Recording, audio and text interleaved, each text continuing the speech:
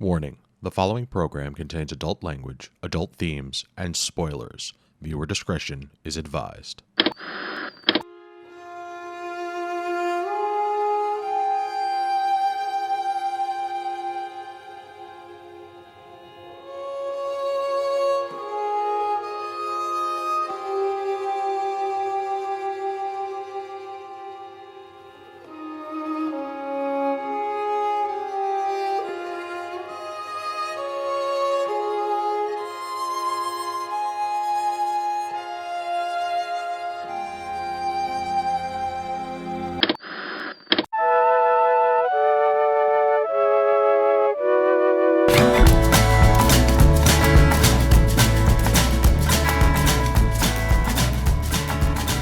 Good evening and welcome to this week's episode of This Week's Episode.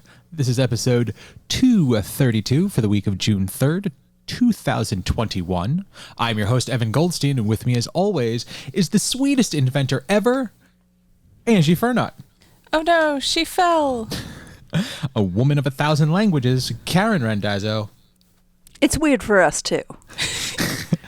And the man with the healing touch, Chris Randazzo. I'm huge. We here on this week's episode is Talk Television. This week was my pick. I chose The Nevers, Season 1, Episode 1, The Pilot. But before we get into that, here's your weekly reminder that you can get in touch with us at mail@geekade.com. Let us know what we should be watching, what we should avoid, because that's a big one. There's a lot of stuff out there, and we want to know what not to watch. Make a suggestion. We will listen to you, and we will probably watch it. Ferg, that's our next episode. Ferg, I'm talking to you. Pick is a listener pick. Nudge, nudge, wink, wink, hint, hint, not Danger subtle. 5. I don't know what I watched. Anywho.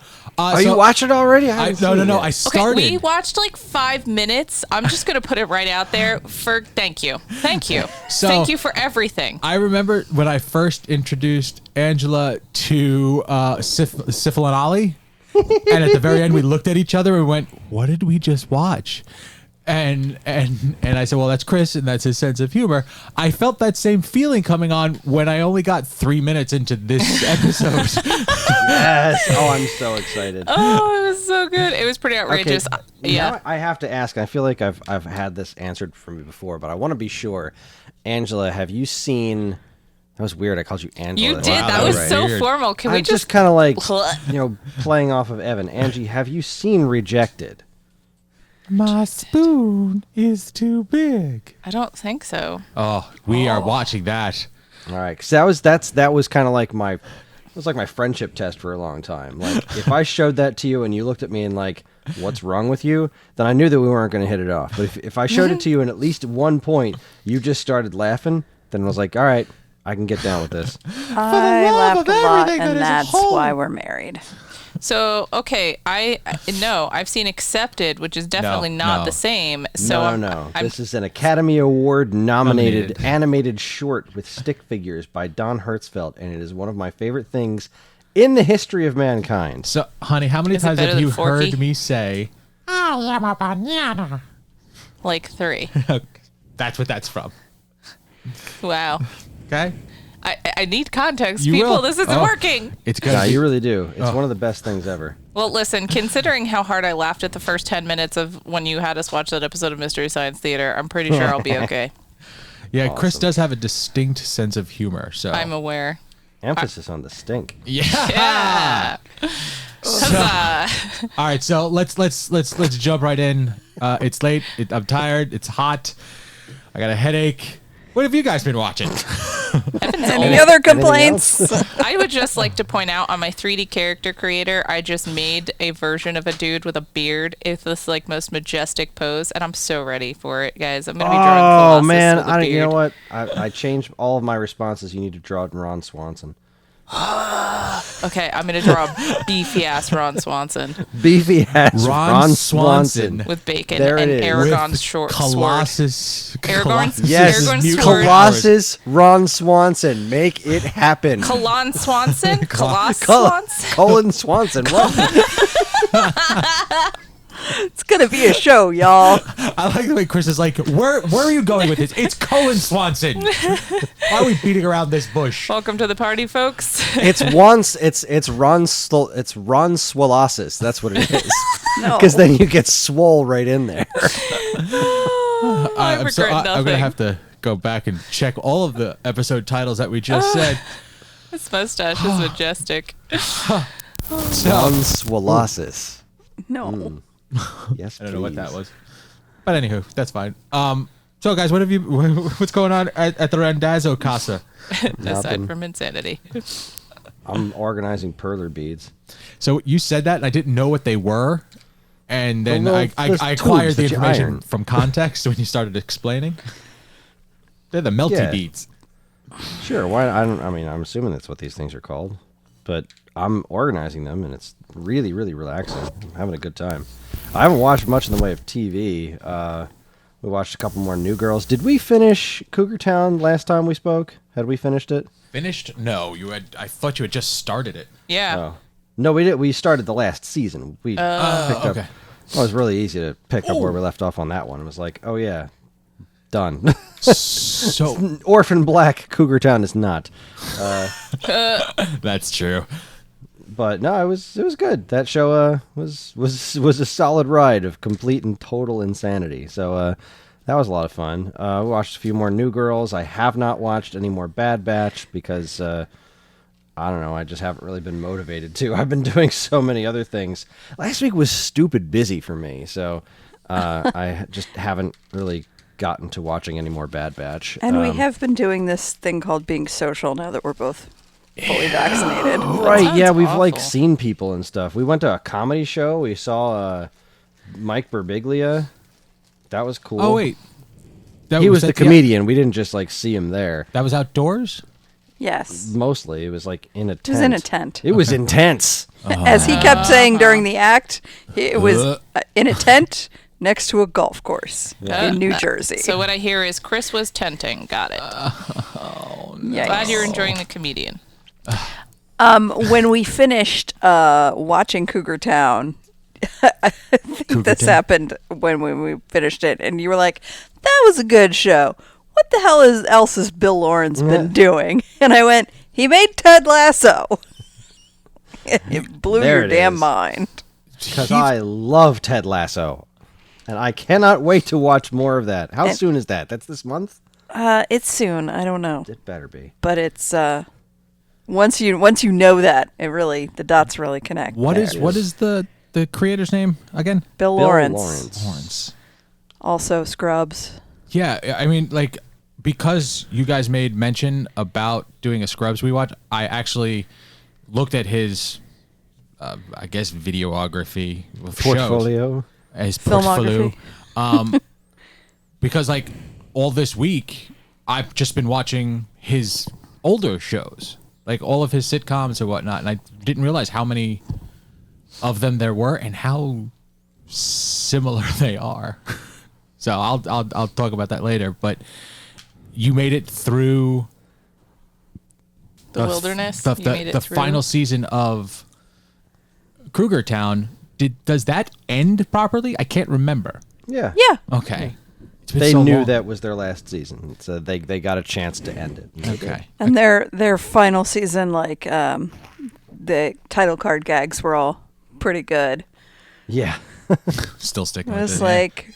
one of the last ones was episode 102, we finally got a new title. Welcome to Sunshine State. Nice. And then the show ended. And then the It show was- ended. It was good comedy. We watched that Friends reunion special on Oh, we did HBO. watch the Friends reunion. That was pretty neat. Tell me more.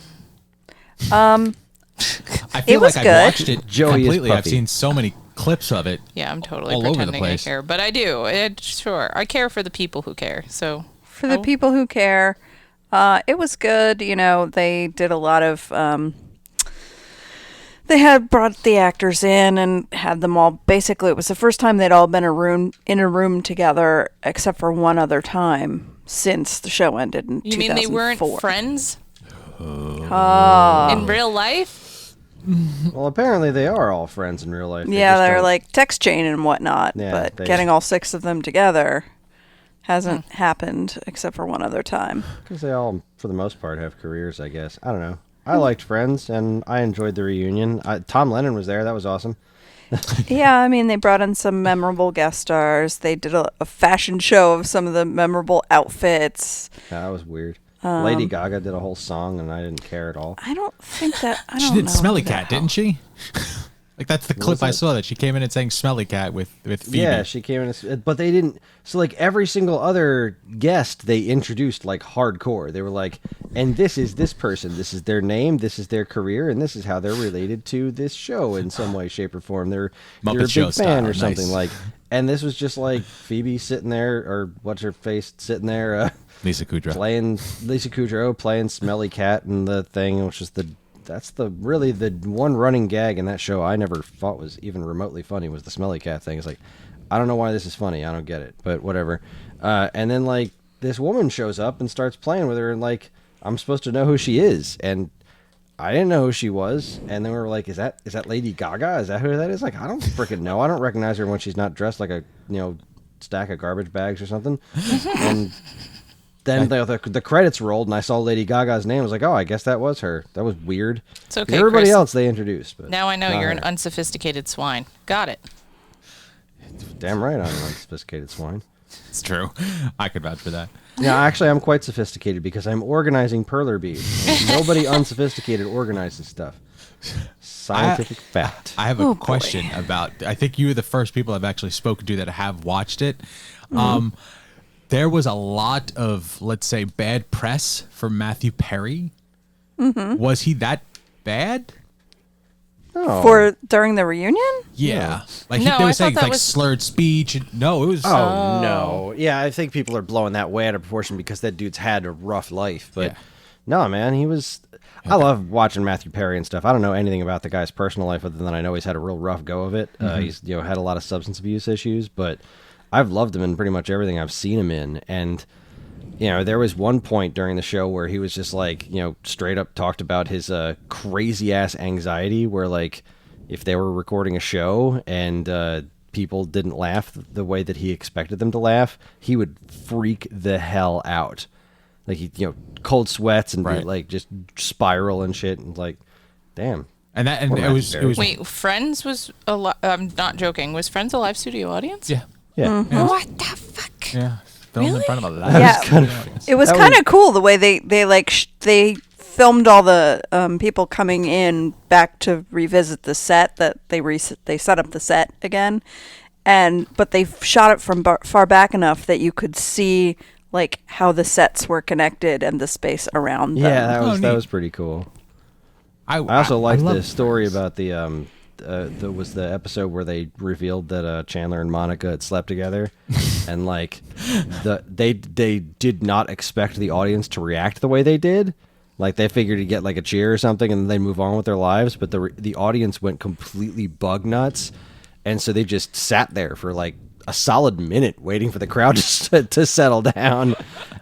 And they hadn't planned on making Monica and Chandler a long-term thing, but they said that was the one time they listened to the audience and were like, okay, well, people seem to really like this, so I guess they're going to stay together. That was Really? Yeah. Cool. there was. cool. I like that show, and it's obviously it's got its problems. It's like It doesn't age unfathom- well. It's unfathomably white, but man, there are some. I don't know what you're there's talking just some. There's some genuinely good comedy in that show. Like there's some really good jokes, and that cast really played well off of each other. And I don't know, like I said, I like Matthew Perry. I love his delivery, so I'll watch him in just about anything. I was just mad that they didn't feature a clip for the clip of one of like my favorite Friends gag ever, which is when Rachel and Phoebe and Joey are trying to get Monica and Chandler. They're like playing chicken to get them to reveal that they are together, and they She's send flirting with Phoebe him. in like to seduce Chandler. And Lisa actually Kudrow saw and that. Matthew Perry in that scene. That scene is unbelievable. It's hysterical. The complete lack of sexual tension between these two human It's beings. the opposite of sexual tension. It's hilarious. It's my favorite part of that show in all 10 seasons. When she unbuttons her top, and then he flicks the extra button. Yeah, it's a great scene. And There's been when Joey sees her in the hall and just undoes all of them in a second. He does the. Show him your bra. He's afraid of bras. He can't work them. See, and what I like about this reunion is there's been so many clips on Facebook and TikTok and all of those things that are showing stuff that may not have been in the reunion, but there were 2 Joey scenes or descriptions of Joey scenes. Was one where he did 3 entrances for one scene. He was coming into the coffee shop and he never looked down, and on his first entrance, man, he face planted hard and then just bounced back up. It took him 4 tries because the second time he knocked over a chair. The third time, Matthew Perry jumped in because there was so much laughter going on that he wasn't involved in, that he had to make a scene. There was another one I didn't know about where he dislocated his shoulder. There was a gag where he had to They're fighting over the chair in the girls' apartment. And Chandler walked in and then Joey ran to jump and dive into the chair.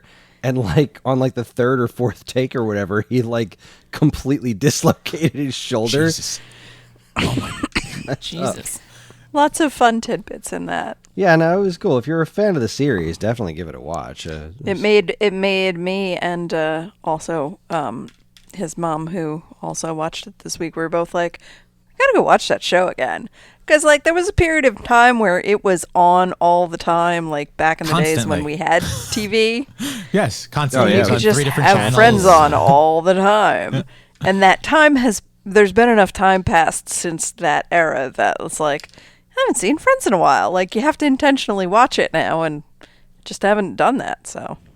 That's one of those shows that I could put on in the background and not have to pay attention to it, but when I do pop in, I will get a chuckle. That show genuinely made me laugh at just the silliness of that cast, and you could tell that they all there was a camaraderie about that cast where They had good chemistry. it was fantastic. It truly lasted as long as it needed to. The Ross and Rachel stuff got old, then stopped being old, and got old again, and then stopped. There was that were they or weren't they on a break thing? That's still on T-shirts to this day.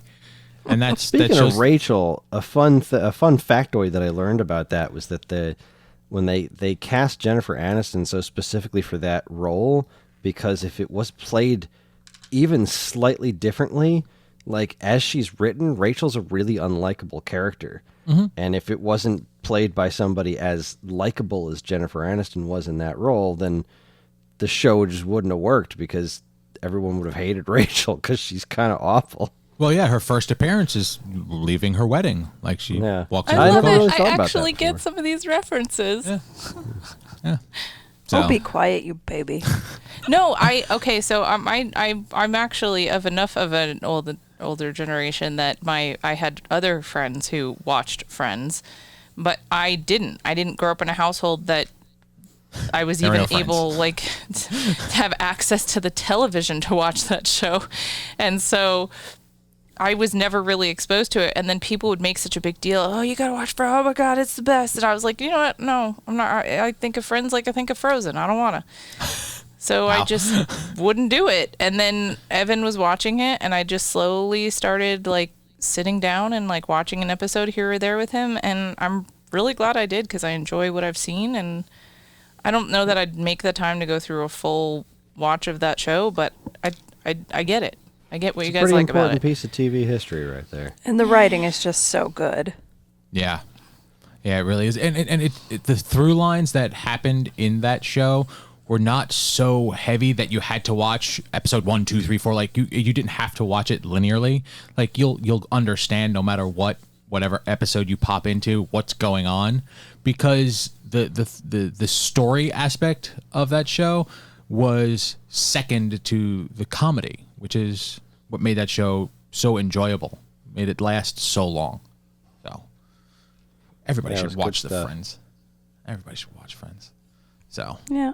So outside of that, I don't think I watched much of anything else. Just a couple of YouTube shows here and there, and I have had false starts on other things, so mostly I've just been watching a lot of Friday Night Lights, which is a comfort show for me. Mm-hmm. I don't need to say too much about it other than, like, just the show still gets me. I still, like, get tears in my eyes at the same points in every episode. I'm noticing something a lot more, which I haven't actually confirmed. I think it's true, but Taylor Kitsch, who plays Jim Riggins, I can hear him being Canadian occasionally, and I'm like, son of a bitch. oh, the way he said that, it sounds like, Eh? yep, British Columbia. You can hear like his Texan goes a little like into Texan by way of Canada. Wasn't he the guy they cast to play Gambit? Yes. yeah, that never happened. I know.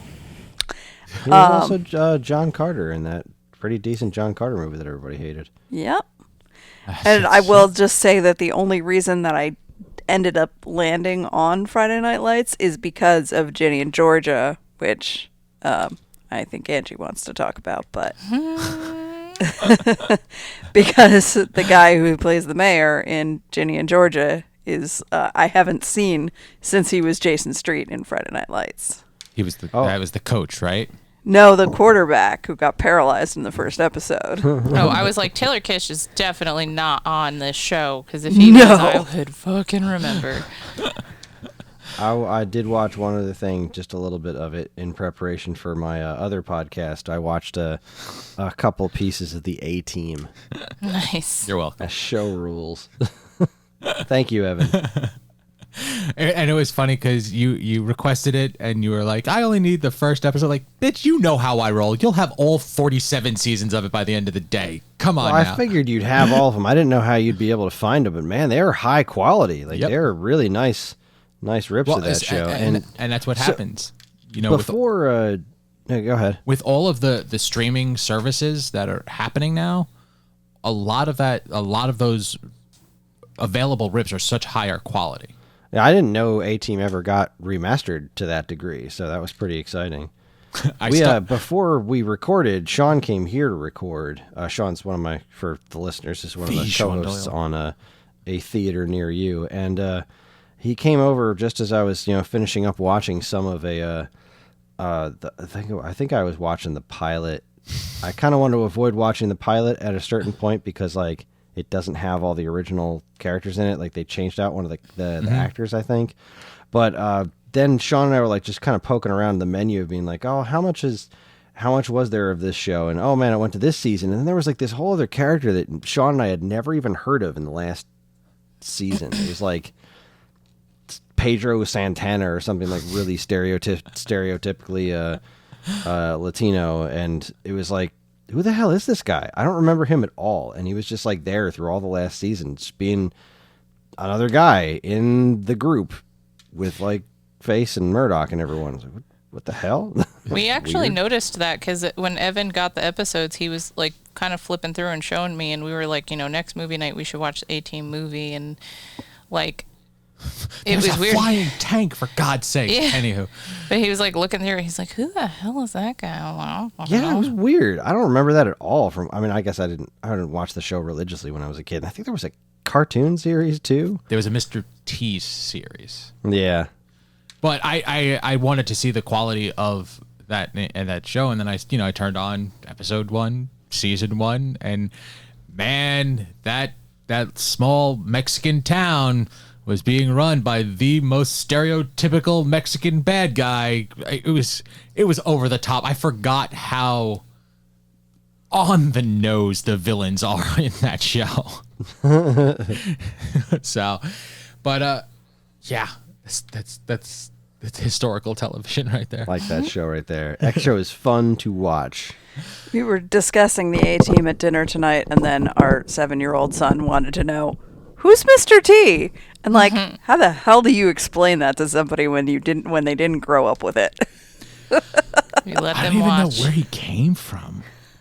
He came from Rocky Yeah, but like 2 or 3. Yeah, but that was okay. So he went into Rocky, whatever, as Already. Mr. T. Yeah. Like Mr. T came before Rocky. Like, where did Mr. T come from? Like that dude was I wearing think that chains. persona came from Paul explained it on their show. It was like he wore all the gold chains because it was like, you know, he was always kept out of things for not being rich enough or something when he was a kid. So like he wore all this gold so that people would think he was worth something. I don't know. Dude's got a backstory. Mr. T's backstory on Yeah, the True Hollywood Mr. Story. Mr. T's got a story. So On his Wikipedia. So, all right. So go ahead, hon. Start talking about Ginny and Pablo, whatever. I don't know what show. Like she started she was powering Weird. through them, and I'm sitting on the chair, and I said, "Okay, who's that? Who's that? Who's that?" And the explanations that she got, I went, "Wow, this seems like they're douchebags. Why are you watching this show? They do not seem nice." In my defense, I did literally say the reason I stopped watching the show was because I found Ginny and Georgia to be somewhat unlikable, specifically Georgia. I don't know which one that was. Was that the one with The mom. the dark eyebrows, Yes. caterpillars on her face? You Anywho. got it, babe. Awesome. So, are you enjoying it? Are you back into it, or are you doing it just for? No, Sorry.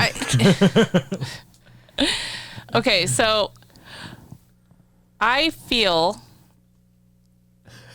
conflicted still about some of these characters and their choices. But I do think that they are well written in the way that, despite their complexity, I still want to follow their story now. I think it helped that the episode I came back on was the Halloween themed episode, and I thought that episode was very well done. Just because it incorporated some fun, spooky things into the atmosphere of the episode. And also, I love seeing how much Georgia fights for her kids. Like, she really...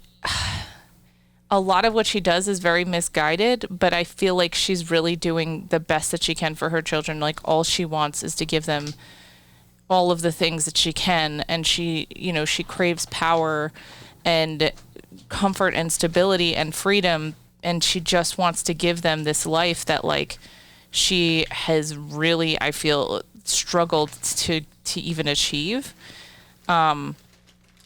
I still haven't learned much about Austin's story at all because the season has largely focused on Jenny. But I'm feeling like I'm going to maybe learn a little bit more in the last episode. I don't know. It's so weird because, like, she'll do something likable and then she'll turn around and do something else shitty. And I'm excited to see what's going to happen because, like, some of her shitty stuff is catching up with her now. Okay. What's up?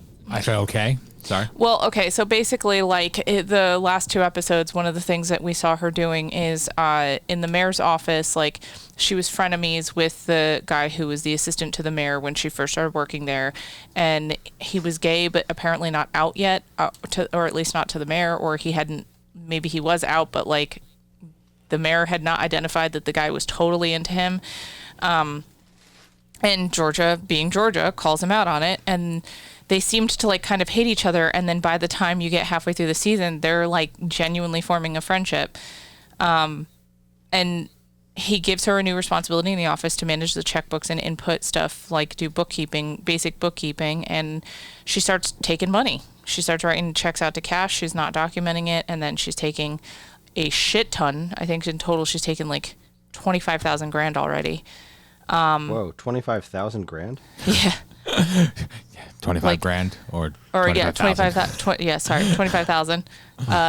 And sorry, I'm way like more. picturing the numbers and thinking 25 grand. Whatever. I don't 25,000 math grand, good. I like, draw pictures. That's a lot of dollars.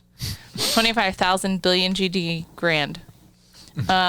All right, I'm checking back out. Back to my beads. Okay, cool. So she takes out all this money, but she got caught unknowingly by Oh, snap. somebody I lied. I who's didn't check nope. out. That's it. That's the proper response. Oh snap! She doesn't know she got caught yet, but she did. Good, So rowdy thief. yeah, I want to see how it unfolds. But like, I don't know, Zion coming back into the picture. What the fuck? There's just a lot of little moments in the show that I really like. And Karen has gotten some random text messages again as I am doing play-by-plays. Like when it's Ginny's birthday and the guy that she's dating legitimately tap dances to happy birthday down the high school hallway like something out of fucking Glee. Damn.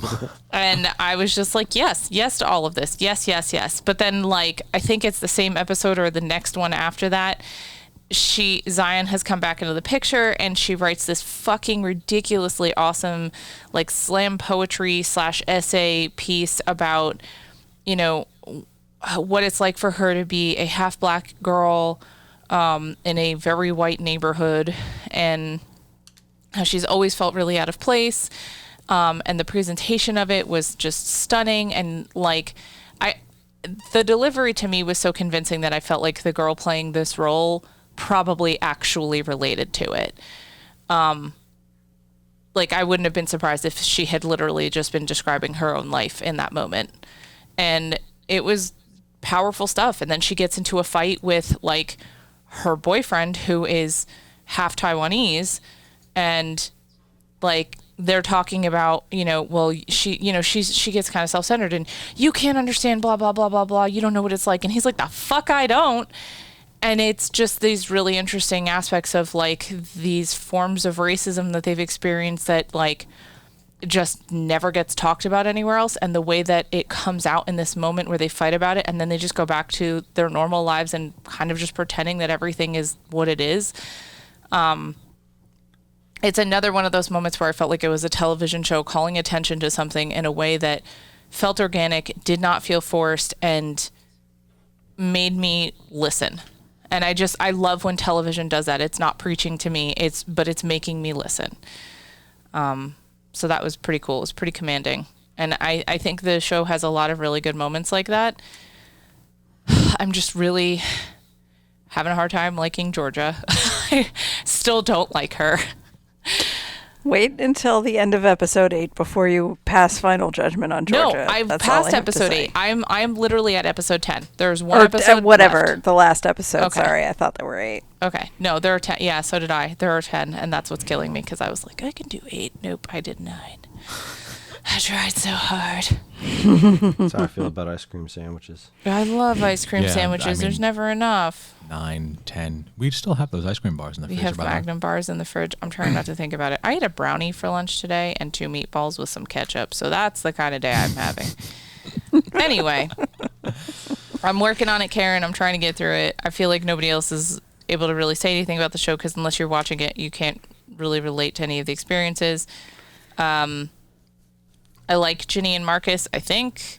I'm not sure I understand the concept of hiding all of this. Like, I think if she had been able to be honest, it would have been better, but I don't know. Well, all I can say about episode 10 is every kind of shit hits the fan. I assumed it would. It's definitely being set up for that right now at the end of episode 9. Like, that was where it was headed. I feel like I'm going to go back and watch the last episode just so like I'm refreshed so that when you get to it, I can remember every awesome thing that happens. Well, I am going to watch it within the next few days. I can guarantee you that. So be prepared for some text messages. Yes, ma'am. But yeah, that's literally just about the only thing I've really watched in the last week. I haven't really had time for TV either. It happens. Yeah, what We're else? great TV podcast hosts, I gotta Right? tell you. Sorry, guys. Sometimes life gets in the way. It was Memorial Day weekend, and I hope all you listeners had a great Memorial Day weekend. But I'm trying to think. Have we actually sat down and watched anything else? We watched a couple of movies. We're in the process of trying to do a Marvel rewatch. I I watched Captain America: First Avenger last night because of the holiday. Nice. Nice. That's a much better choice than what I did to celebrate. Which was? Ketchup and meatballs. No, Happy today was Memorial brownies and Day. I'm eating meatballs. shit. No, this was it's the thing I do every year, the Memorial Day Murph. Oh, right. Yeah, so listeners, if you don't know what that is, it honors Lieutenant Michael Murphy. He was a Navy SEAL who gave his life to try and help protect the unit that he was in charge of. They were caught in the crossfire between, them and hostile forces, and he had communication equipment that he tried to call for help, knowing that in doing so he was going to lose his life, but it was worth it to try and save the lives of his team. So his favorite workout was to do, because he was a crazy, crazy monster, was to do a mile, 100 pull-ups, 200 push-ups, and 300 squats, and then run another mile, all while wearing a weighted vest. So now it's like a CrossFit workout that people do every year in honor of him on Memorial Day. I am not a CrossFitter per se, but I do this workout because it's a good workout, and I think it's a good way to, I don't know, just respect the hell out of someone badass enough to say they like that workout.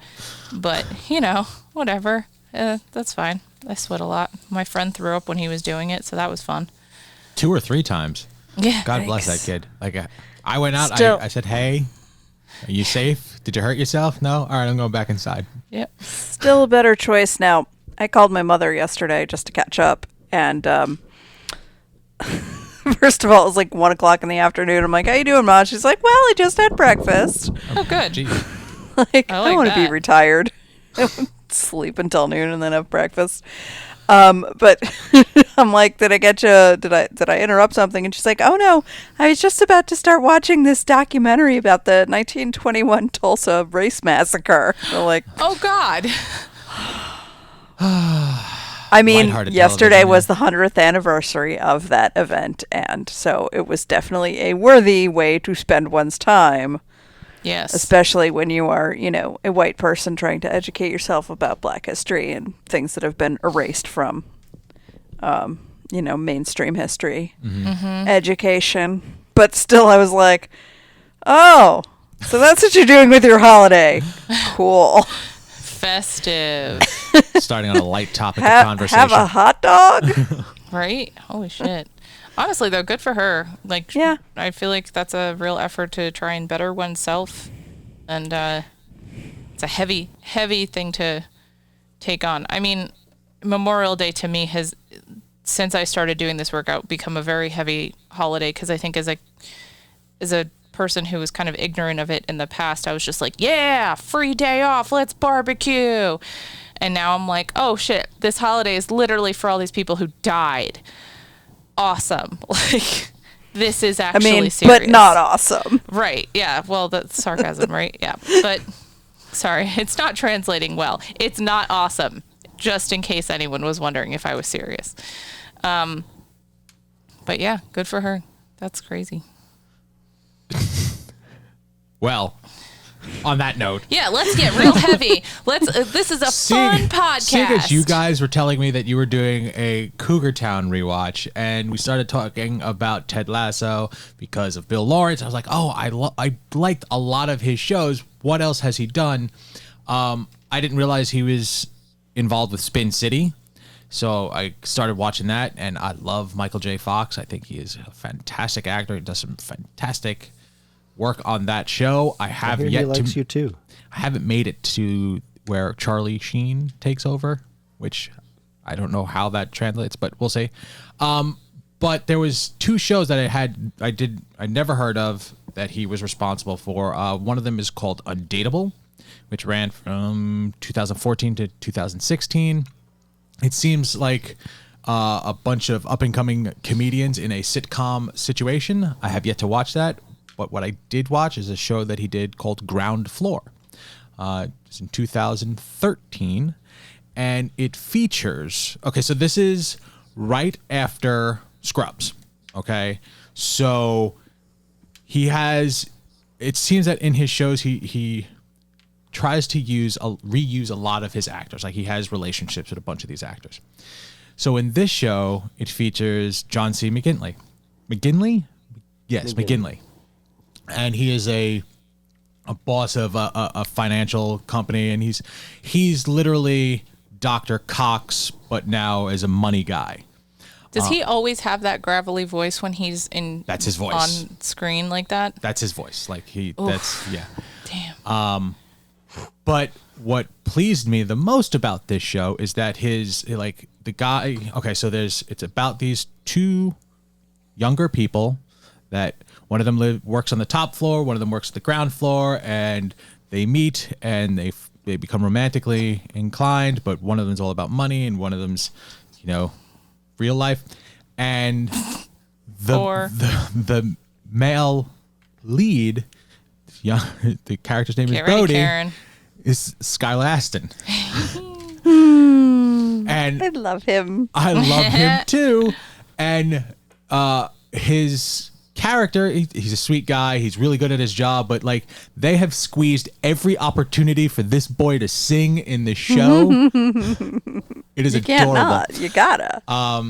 And I'm enjoying it. It's 25 minutes and it's lighthearted comedy. I was trying to get through a bunch of these because I wanted to watch Ted Lasso, because you guys are, speaking so highly about it. I wanted to catch up and get that because, Bill Lawrence is like, when you're watching one of his shows, like there's I don't want to say a sensibility, there's like a speed to it. There's a cadence almost to it. And you saw the same thing with Cougar Town and with Scrubs, and not so much with the second half of Scrubs. That later season of Scrubs just got really bad. The new batch. Yeah. The new class. Yeah. College years. The college years. But yeah, I'm really enjoying those shows. There's not a lot of them. There's not a lot of episodes, so I will eventually be on Ted Lasso sooner rather than later.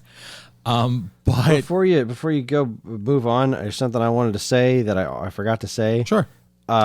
One of the things that we learned about in the Friends reunion was that Matthew Perry was stolen from another show, and this other show was some sort of sitcom where he was an intergalactic baggage handler. And I need to find this show and see it. So Matthew Perry. Yeah, it was like something or other 2194. And like they showed a clip of it during the show, and I was like, "Oh my god, this looks awful." Was that the show that? Right, it was they stole two people from a different show, and that was the one where they were just like, yeah, go ahead. This show isn't going anywhere. And then like somebody else. It was Jennifer Aniston. It was Jennifer Aniston was doing some other like super by the book sitcom, and they were like, "Oh, you're gonna leave this show for that one? Okay, that show is gonna be gone in a month. This show is gonna make you a star." Like, yeah, okay, that didn't pan out too well. All right, I have the info. According to IMDb, the show is called. Oh, it is a made-for-TV movie. Oh, that means it didn't get picked up. Called L.A.X. 2194. Yeah, there you go. That was shown in 1994. There are no imagery. There's no cover shot. So sounds real. See if you can find that one for me. I am fascinated. That will probably be a YouTube find kind of thing. It's going to be awful. But they showed a scene from it. It was like, wow, this looks amazing. I have to see this. So bad it wraps around kind of thing. I don't think it wraps around. No. I think it's just going to be awful, but it's really just kind of this scientific experiment of like, how far did this get? Because clearly, if it was listed as a TV movie, that means like, all right, we only filmed a couple episodes before it got trashed, so let's just string them together and call it a movie. Perfect. Okay, I'll do my best to find that. But yeah, other than that Bill Lawrence stuff and Marvel movie, that's pretty much all I've been watching. Bill Lawrence did do a Rush Hour television show that I'm actually afraid to watch because it doesn't. I forgot that was a thing. Yeah, I didn't know it was a thing. I thought it was just the movies, but I remember seeing some sort of ads for it at some point. Yeah, no, it scares me. So, but if I that's all I got. You guys got anything else? Any news that we want to blaringly got to talk about this week? Because I don't remember seeing anything. No, sir. No, I feel like there was one thing that was relevant. I'll have to go back through it. I did remember I was watching Haunted on Netflix. I don't get it, guys. I like horror. That show, I don't get it. I don't know. Does someone else watch that? If you do, please explain why I should, or why it's appealing to anybody, because it's got 3 seasons now. It's not doing anything for me. How have you been feeling about Expedition X? Like, as you fall asleep on that, and that's one of those paranormal shows that I watch that I fall asleep to. But this is, I can't remember. Josh Gates, who does all the Discovery Channel kind of paranormal hunting shows. I actually really like it because they're not just like walking through dumb empty houses and stuff like that. Like, they're also going to really cool places. Like, there was an episode that Evan was watching the other night, guys, and they were spelunking. Like, it was that freaked me out. Really cool. Yeah, they were in. Okay, so Josh Gates has 2 people that work for him. Mm-hmm. One of them is a paranormal investigator, and one of them is, I think he's a biologist, is his trade. But it's the skeptic and the believer, and they find a story, whether it be about UFOs or hauntings or whatnot, and it's in some sort of remote, faraway place, and then they send these 2 people to do some sort of investigation. And the one that you're talking about was the investigation was of the world's longest cave system that they were actually mapping. They were in the process of mapping, and these scientists who were actually mapping the cave system, like, they had experiences in there, so they brought the people in there. And as we're watching this, like, I'm claustrophobic, so even watching that stuff on TV like freaks me out. So it was, I know, I don't want to say it's not real or not, because they're really not doing that whole, do you see that? Look at this camera. Like, they're not doing that stuff. They're just putting these people in this situation to see what's going on. But it was so unnerving because it was so dark and there was nothing there except for rocks and dripping water. Like, those were the only noises it was off-putting. And then the next episode, they go to like the Amazon rainforest, and the spiders and snakes and shit. Like, it's quite interesting, especially when you're comparing it to something like Ghost Hunters, which is just going to, somebody's house. And, it's exploratory. I like the fact that there's like a sense of adventure that goes beyond just the paranormal aspect of it. So I think that show is actually pretty cool. Expedition X. It's funny because Josh Gates starts the episode by talking to his 2 people, and he's like, "Yeah, you're all right. You good? You ready to go?" And I want them to both look at him and go, "No, fuck you. I'm not going. No, you're not getting an episode this time around. I'm not going to that Amazon rainforest that is, this whole town is blown away because people thought it was so haunted. No, I'm not going there." So. I'm like half expecting a news article where one of them turns up dead from the amount of crazy shit they seem to do on the show. Like, it's interesting. It's definitely gotten my attention. They went to they had this one where it was an island of dolls. I remember that.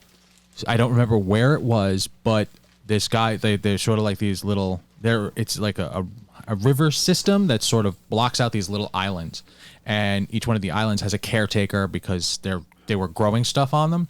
And years and years and years ago, a caretaker came across a little girl who had drowned, and her body washed up on his little island. And he, brought the body on. They investigated, and whilst the investigation was going on, they found her doll. So he took that doll and hung it on the island to ward off her spirit, or to put her spirit. Ward off evil spirits. And it has become a thing. Now this island, and it's not a huge island. It's like you can easily walk from one side to the other, but this thing is covered in the creepiest goddamn baby dolls you've ever seen. It's like, like in Toy Story, that kid that lived next door that would tear the dolls apart. Sid. It's like that kind of crap. It was so... But they investigated. It was an hour-long episode. I watched the hell out of it. I don't know why I like that stuff so much. I don't either.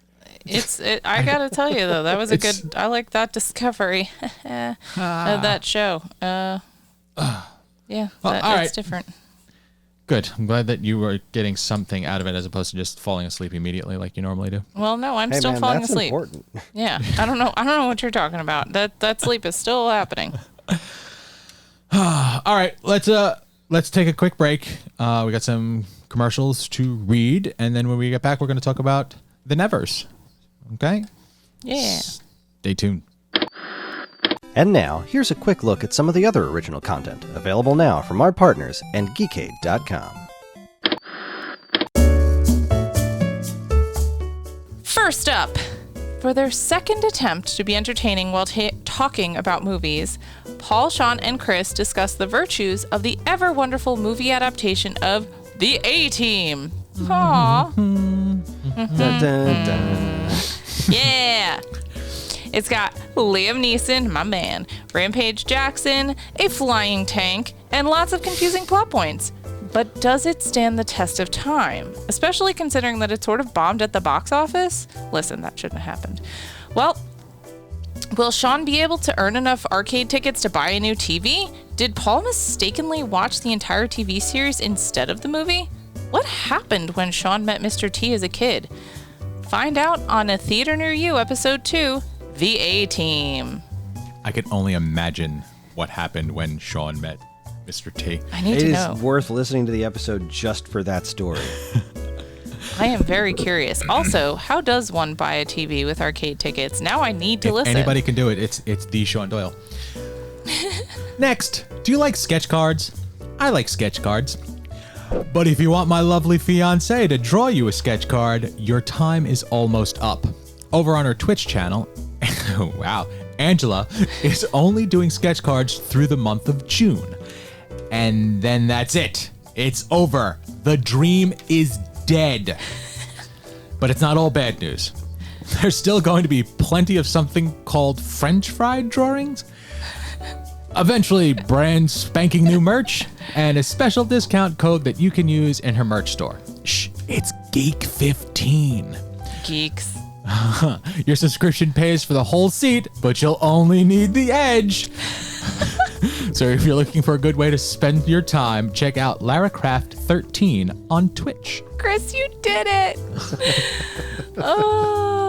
If you want to understand that, you've got to tune into my Twitch channel and watch the VOD, people. That's fantastic. You're welcome. Finally, it's always an important milestone when a podcast reaches its 100th episode, and Mutant Musings has done so in the most comic book way possible, with comic book numbering. Yes, if you count the episodes of Mutant Musings Evolution towards the overall numbers of Mutant Musings episodes, and toss in all the unnumbered specials, you get 100. And just to keep things confusing, the next episode will be, indeed, Mutant Musings Evolution, Episode 11. So, what did Jonathan and Patty do to celebrate their sort of centennial? They counted down their top 100 favorite mutants. Learn all about it in Mutant Musings Episode 100, 100th Episode Extravaganza. Extra. 100 mutants? Jeez, I didn't know there were that many. Oh my god, there's so many. I'm excited for that. I pitched it to them and as a bad idea that I thought they should do anyway, and that's what They happened. ran with it. Ran with it as I knew he would, because it's a good idea. Darn it. Anyway, for all this great content and more from us and our partners, be sure to keep your eyes on Geekade.com. Sexy man plaid shirt. Let's see what that uncovers. And we're back. Listen, all you really need to go do is look at like a certain I did it. flavor of romance novel covers. You'll be all set. for your reference Lumberjack. Is it images. lumberjack softcore porn? Oh, Jesus Christ. No, that's not what I was going for. but Lumberjack romance? Tell me more. Lumberjack romance. I'm trying to like Sign start me this the going. fuck up. I think- can find you one in like 10 seconds. This is I the just kind of have to text episode my where friend. you keep all the extra context in the episode because really this is what's making it right This now. is true. I mean, I could just say, and we're back, and just keep the conversation going. I already did that. Yeah, Wow, Chris did I that. mean, yeah, he he did. stole your thunder, babe. He did. He stole my thunder. Like He stole and your thunder like I was trying to be lumberjacks steal polite, hearts. and you could see me like I was like, all right, nope. Here's my moment. Nope, not my moment yet. So I was half kidding. no, we're back. There he is. Oh, good. All right. We're back. We're good. What's We're- up, everyone? We're rolling My with authority. it. You want some sexy lumberjacks in your life tonight? Oh, we will put that in the show notes. Dial Oh, 1-900 wood. 555 fish. Got Do you want wood. to talk to Carrie Fisher? Do you want to talk to a potted plant? I really want to have this tied up as a belly shirt now. Oh my god. Listen, he's already holding a strip of bacon. Look, you're the artist. You can do whatever you You want. could literally make Ron Swanson as Swolossus, whatever. Audience, you're Ron gonna have to help us. Swolossus. It's Ron Swolossus. Swolossus. We're drawing Ron Swanson as Colossus / holding Aragorn's sword. I don't know. It's the mashup to beat all mashups. Yes, it is. Yep. I wanted some beefcake in my life, and I definitely Hey, got I it. am right here. Listen, I'm just talking about. I draw I am sexy right ladies here every day. wishing you were drawing Ryan Reynolds. Yeah, It's right. true. And Chris is right here, daintily sorting perler beads. That's right. We've got all the masculinity we need.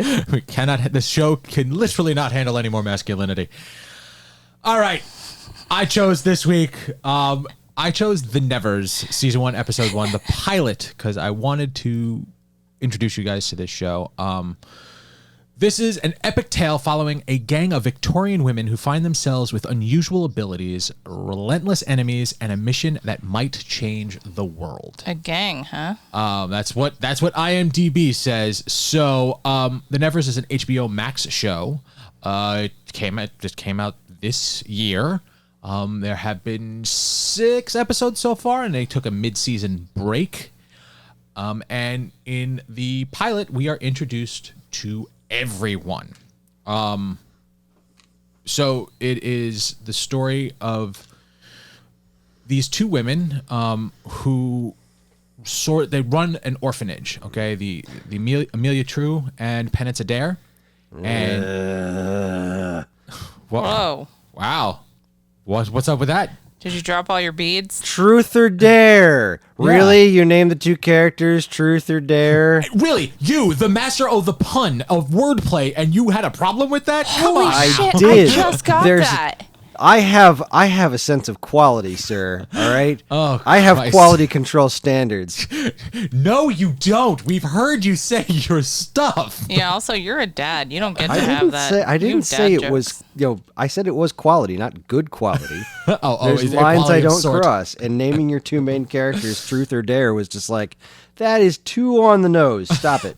Stop it. Bad Joss Whedon. Go lay Listen, down. it was not too on the nose because dumb people like me didn't get it, and we needed it pointed out. Jokes are funnier when you have to explain them, very true. obviously. True. So in this episode, we are introduced to these 2 characters who have made it their mission to gather up these women or these. Well, yeah, I'm just gonna go with women for now, and give them safe haven because they have been touched. Okay. They're individuals. Whoa, the way you said that, though. Hold on, we need to clarify what touched means. Well, and that's the problem. I was about to explain that. So this takes place in 1899. They're setting up Victorian Xavier's Institute for Gifted Youngsters. Seems that That's way. better. That's a much kinder way of putting it. They are gifted Not with nearly as well funded as Xavier, though. Nope. no. Speaking of They all have Xavier, some sort of powers. So it's an interesting play on this world. Go ahead. I have a really important sidebar. Yeah, go Does ahead. Colossus have a belly button? I would go with a no, Okay. but I I don't. mean, know. I think he does. But like in metal form, like would you see the indentation of his belly button? I don't think so. At Okay. least not in images that I have seen. But like, I'm thinking of the X-Men cartoon, and they probably wouldn't have drawn that anyway. He had a high-waisted belt. Well, he is wearing lowriders today. Oh my god! Let's just get through this. So I came across this show because of the way it was explained to me, it was these characters are given mutant-like abilities where they're all different, all varying, and they come into this world where there is the big bad, and then there is also the bad that is the society in which they have the societal bad, and then the villain. And as this world progresses, we're seeing the different sides and the way people are looking at these girls in this home as a danger or as something to be used for, fortune's sake. So it's a deeper story, and the issue with the pilot, of course, is that you can't get everything. Now, Angela and I have, going to go right out on Front Street. We've watched all of the episodes as of have been released. And when we went through and rewatched the first episode, there were so many things that were brought out in the first episode that once you watched the whole season, you went, oh, that makes so much more sense. Like that, there is a reference there that we didn't get explained till episode 4. And I really like that because it made episode 1 really rewatchable for me. Mm-hmm. Now so it's got some neat payoff stuff. It very well. So even in the last scene of the first episode, there is payoff. Like there is a pseudo explanation of what is going on. But yeah, it was like a space fish or something flew by and yes, and it exploded on everyone. In essence, yes, that's what it looked like, and their powers were gifted to them by aliens. Okay, space fish. The ship looks like a fish, but it was a ship. Yeah. Huh. Okay. Spoiler. I thought that was the creature. Spoiler. Like I thought it was a creature that was just flying by, and I was like, "Well, I'm dead," and then it exploded and gave everybody mutant powers. There's way more. Maybe? There's way more to this story, and there's way more to the main character than what that was presented right in this first episode. Yeah, I kind of pieced that together when she was like, you assume this is my face or something like that. I was like, and I'm so proud of you for picking that up see because what you're doing there. I mean, I don't, but I'm interested. That was it. Yeah, that was actually when we were watching it today. I was like, I get that now. Like, I didn't understand that the first time we watched it, and like, yeah, that's one of the joys of going back and rewatching it. There's a lot of things that are said in this episode that have meaning that you just don't even realize.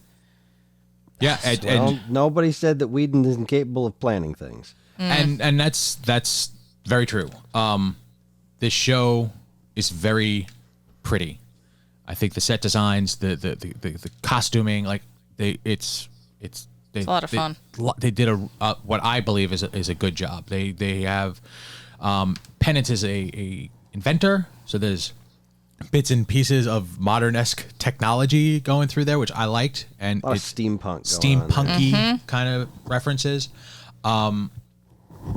So I'm curious as to how you guys felt. Like, Karen, you made a passing comment before in one of the previous episodes. This show unfortunately now has a stigma, which is truly unfortunate. But outside of that, how did you guys feel about the show? Well, okay, you go ahead. Okay. It's tough for me to separate and say how I feel about this show because of the stigma. I definitely latched onto the visuals. I liked the steampunkiness of it. I liked a lot of her inventions. The premise was neat. Some of the characters were interesting, but I'll be honest. I watched it under protest because, you might want to say, put the feelings aside and watch the show for the contribution that all the other creators attached to the show made, and they're all, everybody here is doing good work. Unfortunately, if this show succeeds, the person it's going to reflect most on is Joss Whedon, and if it does well, then he's going to get more work, and I don't want that to happen because he's a shitty person. So, and I don't know how much my feeling about that affected my watching the show, because I was sitting there with crossed arms okay, this is okay. I don't think I'm compelled enough to like watch any more, but I wasn't going to watch any more anyway because of how I feel about the creator. So, which anyway. which is a shame because I have never seen. I'm trying to think. There was only one person in this cast that I recognized from someplace else. All of these faces in this show were new to me. Now it was bothering me because Penance, when I saw her, I was like, holy shit, it's Jodie Comer from Killing Eve. And it's not, but she looks like her. There's and a then lot of resemblances. Mrs. True, also, I was like, I feel like I recognize her, and the only thing in her IMDb I have seen is Outlander, and I don't think I even saw the part she was in, because I don't remember her from that, but she looks so familiar. But anyway. She reminded me a lot of Jessica Jones. Yes, Like, that's what I said. I was like, she's knockoff Yeah, Kristen Ritter. I could see that. She reminded me a lot of her, and like, but crossed with, what's her name? Eve Miles, I think, the one from Torchwood.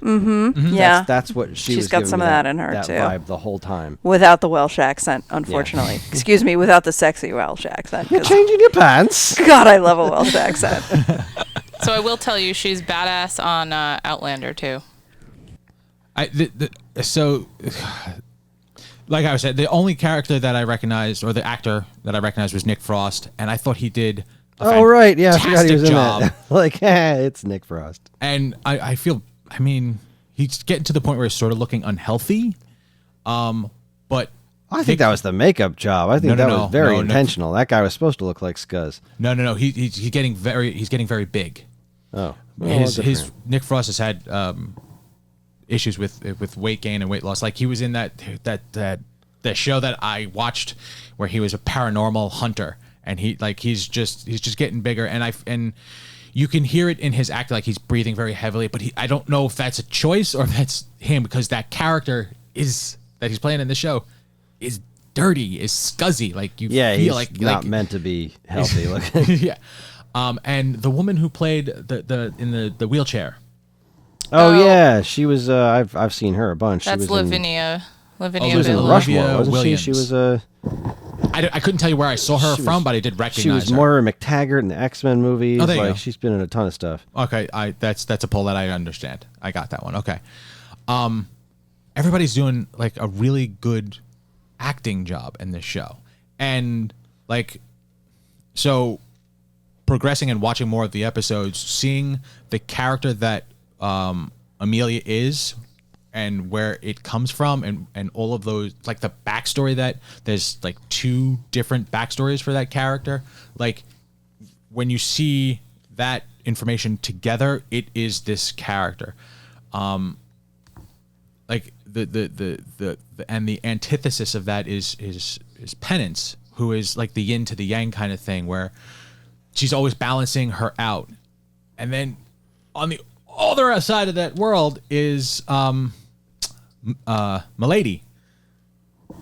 I always say Milady. It's Malady. Malady. Oh, Okay, I always say Milady because it's Malady. Yeah. Because there's HBO Max does little, I don't want to say interstitials, they do interviews and they do behind the scenes stuff after every episode. And they did interviews with all of these actors and actresses, and the transformation that Amy Manson goes through to play Malady is... Which one was Malady? The one who was the kidnapped the singing girl at the end. The crazy one. She showed up on the stage. Oh, right, yeah. Kelly McKillerson kills everybody. The one who can spell. She is... I like that when she first showed up, I'm like, okay, but like, is her superpower that she's fucking nuts? Like, why are these people following her? Like, she's just crazy. I get it. She's like... So okay. I can actually tell you, because it really... They explain her power. They don't even explain it. They say what her power is like 4 or 5 episodes later, and her power is she becomes stronger with pain. Okay. Yeah, I definitely noticed that there was like, okay, so she's got some sort of power that I'm not seeing. She got here. lighty up really, eyes, it's just like in that crazy fight. lady with a knife, and like, this shit, this girl can shoot fire, and this guy's mutant power is what he has a gun on his arm or something. He had a gun arm. I don't know if I see. So he's probably just a dude. Like, right. I don't think he has special powers. So in this episode, the girl with the voice, you could see that the people that can hear or that are affected by her song are the touched. Okay, so as they're showing that room that she's in, the opera house, you could see that it's not those that are affected by it are not just females.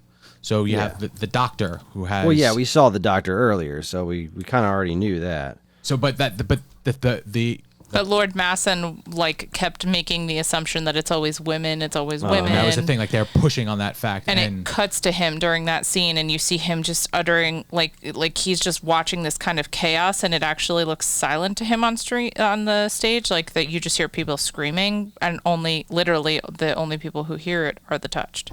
Uh-huh. And it's visually. So every time we see powers, depending on what it is, like it's an interesting display of it. It's like Penance's power, as explained, is she can see how electricity works, where it wants to go, what it wants to do, where energy wants to be. So it helps her in creating experiments and new things. Okay, that's not being super strong. That's just being able to see things differently. Amelia has, what did she call it? Snippets of the future. Like she sees brief instances of her future. Okay, so like at one point in time, she sees that she's going to be at the opera. She doesn't know why. She doesn't know what's going to happen. But Pennant says, "Well, what are we going to do?" And she looks at her and she said, "We're going to the opera." That leads to the story along for this episode. There are no two powers that are the same, and they are all done and shown impressively. Like it's not like an X-Men movie. Like it's just feels different, and the uniqueness of them. Some of the the little girl who understands all languages and speaks in just wandering languages, like that girl is literally speaking in every language as she's acting, which is impressive. And there was an interview with her and her dialect coach. Like she doesn't know what she's saying. She's just they're giving her letters to repeat because she doesn't really know what she's saying, but she's so good at it that it looks like she's fluent in all of these languages. Like that's how well they're projecting these powers. This is the first show that she and I have actively sat down and watched speedily through. Like we made it through all 6 seasons, and I got upset thinking that it was 6 episodes. I was going to say, has it been on 6 seasons already? 6 What the hell episodes, is that happening? that I thought that was the end of the season, and because of everything that was going on with Joss, and I thought they got canceled and whatnot, and he is no longer a part of it. They took a mid-season break, and they are going to be coming back. And Joss Whedon's not showrunner anymore?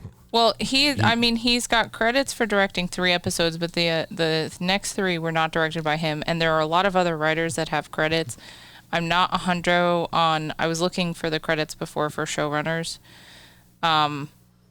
Because the first one was just like created by Joss Whedon, written by Joss Whedon, directed by Joss Whedon, composed by Joss Whedon, starring Joss Whedon. Like, okay, we get it, dude. Yeah, right. Like he had a hand in literally every aspect of the show, but careful with that. Sorry, yeah. Well, maybe not. I don't know. Maybe it's true, but anyway, yeah, like he seemed to be more involved initially, and then it says like the third, I guess the third, fourth, or fourth, fifth, and sixth episodes are directed by other people. So I honestly am hoping that, like, despite the fact that he may have started this, other people will have a strong enough vision to continue it, because, like, being an artist, I'm able to separate this and look at the fact that, like, the guy had a good idea. I like what he created. I like this world. I like the characters. The story's compelling. I love Buffy and Firefly, and nothing going to change that. Yeah, but I understand. I understand what Karen is saying. Like, if everything that everybody about him is saying, if everything everybody's saying about him is true, I don't really want to see him keep getting work, because this does well. I want this to do well because it's good and because the team that takes over can keep it alive. And that's really what I'm hoping. Variety reported in November 2020 that he left the show, citing, quote, the physical challenges of making such a huge show during a global pandemic. Horseshit! But yeah, he's not on it anymore. Right, but that's what I'm saying. Like, I But I that's don't know the thing. how. Like, he created it. He came up with the idea. But you know what? Buffy, Firefly, Angel, all of this wouldn't, whether his name is on it or not, would not be the shows that they are if not for the people that are projecting his words, like the actors and actresses that are doing the work on the screen. And like, I hope that every one of these actors and actresses gets more work from this. And if that, like... Oh, they undoubtedly will. I definitely have no qualms about whether or not they're going to have work in the future. I just, like, it sucks because Karen, like, I respect your viewpoint. I do. I get it. I just also, like, I really like this show. I can't help it. I do. And also when you get to one of the later episodes, like, there was a behind the scenes special effect thing for one of the stunts they did that I had to watch because it was one of the coolest things I've literally ever seen in television. The pond? Yeah. Yeah, that was like the stunt work that Laura Donnelly does is fantastic. It's stunning. I liked that. I liked seeing her fight in that Victorian dress. Right? That was awesome. That was the thing. Like, so I had seen somewhere one of the because of everything, this being attached to Joss, everything that was being said about, women being taken out of their clothes. Like, every time, like, her character should always be wearing pants. That's it. She should not be in those dresses because everything that she did, and if the dress got torn, it made sense because she is jumping down a huge flight of stairs. Like the Did you like the way she used her dress? Things that she is doing would lead to that dress getting torn, but like that made sense, and she was such a badass throughout the entirety of this episode. Yep. I'm pleased that it is, and that it has been made. And I like the way that these women are written. Like, when we were talking about, last time when stuff came up with Shadow and Bone versus a show like this, like, again, women in an oppressive society, like this kind of culture of men being, the patriarchy and these men being in charge. And, like, I didn't get a sense of, like, this is trivial and repetitive and the same old regurgitated recipe of, oh, I'm oppressed. Like, I don't know. It was, and I understand it's a very different universe, but, like, oh man, even the writing, like the scene when they're at the opera. That's who was the they're having the older conversation about, that was Masson. I think it was it. What did I say? Lord Masson. Yeah. Yeah. Like, where Amelia and Lord Masson are having their back and forth. Yeah. Like the lines that they had about, like, just the context of the language, employed versus employee, like the whole versus the individual, these concepts that they're discussing, like using language and, about like harmony. I thought it was a chorus of different voices, and then his line of like, yes, but one always rises above the others. Like, it's just, I loved the back and forth. I love their delivery. Some of the quotes they had, like when he's in the room with all the stupid old men around the table, and he's like, only a blind man measures the length of a blade by how much is in his belly. Like, fucking A, man. Some of these lines. and that's the writers. Writing? Like, I don't know that that's just Joss. And if it is, good. Fuck Written you, by you fuck. Joss Whedon. Yeah, but he's not the only one with writing Jane, credits. Joss, Melissa, Kevin, Lori. Like there's Midori. a lot. There's a lot of writers, but not. It's okay. So there's words on a page, and then there's the way these things are being delivered. That too. Yeah, the actors. Okay. I love the actors in the show.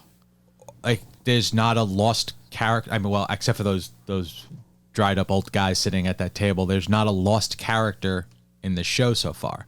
Like, everybody has some sort of purpose, whether it be to, like the guy with the spinny gun arm to fuck shit up, or the woman that we see singing for literally a minute 30 at most out of a 45-minute episode. Like, she had this weight to her character, and she was only on screen for a minute and a half. Like, that says something about the actors and the actresses that are doing the written word justice. So I'm so I don't know if you guys are going to watch any more. I feel it. I want you to. Well, I mean, I haven't really had a chance to chime in on whether or not I even liked the show yet. and like, how did you specifically feel? I kind of enjoyed it. It was it didn't grab me, and it's weird to say this because I recognize what you guys are saying about, it is more cleverly written, but it didn't grab me the same way that Shadow and Bone did. Not to say, and I'm again not trying to overplay that show like it completely changed my life or blew my socks up or anything. It was like, this show's pretty fun. I'll keep watching it. And like this one, I don't know. I guess I had a certain expectation of the way Whedon writes characters to feel a little bit, to feel one way about the dialogue, because that's something that he's always excelled at. Is there's lots of really great, snarky, and clever dialogue in his shows, and it wasn't as overbearing as I expected it to be. So that made me kind of happy. I did like the world. I liked the car thing. that was pretty snazzy. The truth or dare thing. The reason I was joking about it before. The reason it bothers me is because it doesn't fucking work. It's when I say it's too on the nose, it's. He didn't name them truth or dare. He named them truth a dare. Like, it's like so straddling that line of like, no. See, somebody could totally be named a dare. See, you put him next to it. See, it works. It really works. No, it fucking doesn't. Stop it. Well, and it's not come truth, up with better names. True.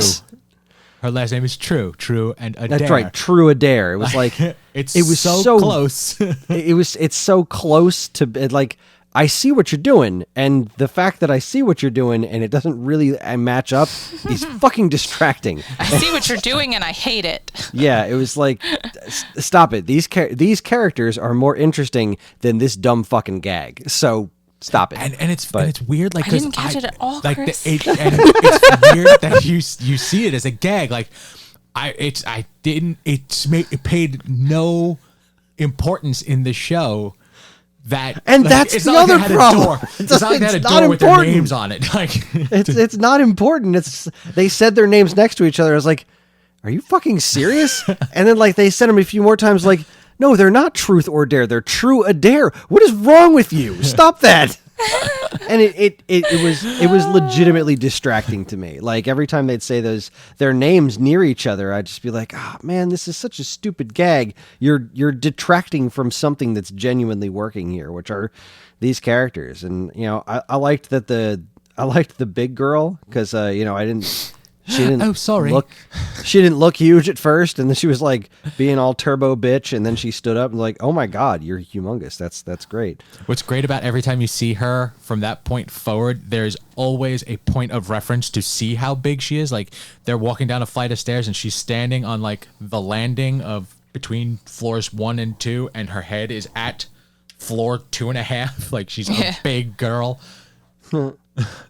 Yeah, so, I mean, I did enjoy it. It didn't hook me as much as I wanted it to. There was something about the world that this takes place in that didn't... Like, the thing that attracted me more to Shadow and Bone than the characters themselves were, like, I liked this mythology. Oh, there's a big, giant, like, black death space. That's kind of neat. I'm unfamiliar with that. But this was just like, all right, it's Victorian X-Men. That's kind of cool, but... I don't know. It's not. Give me more. I want more, and I'm sure there is more. Like when she said, "This isn't my face," I was like, "Ooh, okay, I want to know where that's going." That's you have my interest. There was not a lot of world building in this. It was more character building, and like stepping back and thinking about it, like there is a really interesting world that these people are living in, where war and everything that's going on. There's pilot's disease where there's only so much information they can give out before it becomes too much. Yeah. I think they doled it out really well. Like when they did the bit at the end where they went back, like, cause they did the whole thing in the beginning and I'm like, I can't remember all these characters. Like, I've already forgotten who all these characters are. And then they looped back at the end of the episode and re-showed you all those characters in the same spots that they were, but now you recognize them because you've seen them throughout the course of the episode, and now you see what happened to them, and like, oh, okay, all right, I'm in. I see it. I understand. You've connected those dots for me. That's some mighty fine show making there. So I appreciated that. And what else I thought was, I don't know if it's interesting in the way that's what's kind of like causing me to not be as attracted to it, is that it doesn't appear to actually be a fantasy world. It's like, no, we're like real world Victorian London or whatever, or wherever the hell they are, except, and then this supernatural event happened and we're moving forward from that. Whereas like Shadow and Bones is like, that ain't Earth, you know? Yeah. Yeah. So right, I can just hang up all suspension of disbelief and be like, I don't care what the rules are. It doesn't fucking matter. It's not Earth, you know? I got Oh, Tiny, adorable side tangent story about an alternate universe. I've been reading this book series with John. It's called Wings of Fire, and it's about dragons. Yeah. So cute. So like the characters are trapped in this cave from the beginning of the book until they're like trying to escape, and then the one dude finally gets out of the cave and he was brought into the cave as a baby, so he's never seen outside or anything. And so like there's something in the narration about like by the light of the 3 moons, and John just goes, 3 moons. Like he'd never read any or never really saw anything that was like based on another planet where the world wasn't the same. He was just blown away by I would have it. been like, John, fucking Tatooine, man. Like, Tatooine's got 72 sons or something to the fact. I don't know. There's 2 sons right there. It's really cute. And That's Star funny. Wars dad gets up in Star Wars arms. I'm going to wake that boy up. I'm going to leave. I'm going to go upstairs and wake him up and be like, bitch, Tatooine, right now. How many sons? Tell me about it. Oh, yeah. I Son? forgot, but it's not moons. It's not moons, Dad. Fair enough. That's pretty Yeah, amazing. so, I don't know. I don't see myself watching the rest of the show, mostly because I don't see Karen watching the rest of the show, and I can't even keep up on my Star Wars shows, so I can't imagine this is something I'm going to find time for. Yeah. And it's also, I am somewhat comforted by the lack of Whedon, and not just because of, like, the fact that he left the show, and not just because of the whole situation with him being a scuzzbag. The last handful of things that he's done, I haven't been super crazy about. Like, loved Firefly, and that was my introduction to him and the way his worlds work. And then we went back and watched Buffy, and that was a bumpy ride, you know? Like, there's some real good stuff in there, but there's some like not good stuff in there too. Yeah. And very noticeably not good stuff in there. And sorry, go No, ahead. And then there's Dollhouse. Dollhouse was like the real turning point for me, because that show started as one thing and ended as something the fuck else. Are you talking about when they went into the future? Yeah, or like That they went into the apocalyptic kind Wait, of is futures? it a bad something else? I never watched Dollhouse. Dollhouse was like this one thing, and then they were like, and now we're gonna zap into the future where like Okay. now it's like the Battle of Serenity Valley. Now everyone's at war in this crazy post-apocalyptic world, and it wasn't bad.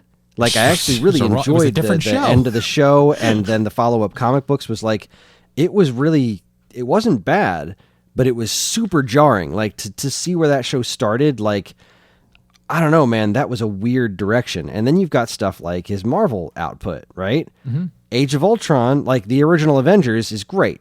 And it's like, it just oozes Whedon. Like, the main characters act like a bunch of fucking children a bunch of the time. And it's just like, all right, I see you're undoing some of the existing character development to be Joss Whedon, but you know it's working because it's so freaking cool.